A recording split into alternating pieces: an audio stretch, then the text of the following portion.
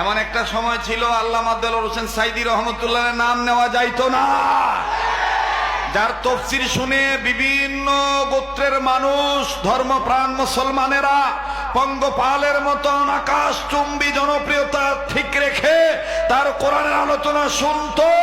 এই লোকটাকে বাধা দিয়ে রেখেছিল বছরের পর বছর, এমনকি ষড়যন্ত্র করে হত্যা করা হয়েছে।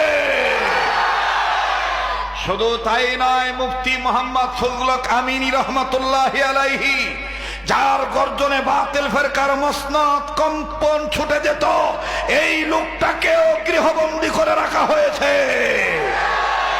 কিন্তু তাদেরকে জানিয়ে দিতে চাই, মুসলমানদেরকে করতে পারবেন দলের ক্ষমতা দিয়ে, আঘাত দিয়ে, প্রশাসনিক দিয়ে, অস্ত্রের ঝঞ্ঝানি দিয়ে, টাকা খাটিয়ে কাউকে গৃহবন্দী করবেন, নজরবন্দী করবেন, কারাবন্দী করবেন। শুনে রাখেন, মুসলমানের সন্তানেরা, হক্কানি আলেমরা জীবন দিতে রাজি থাকবে, বাতিলের কাছে মাথা নত করবে।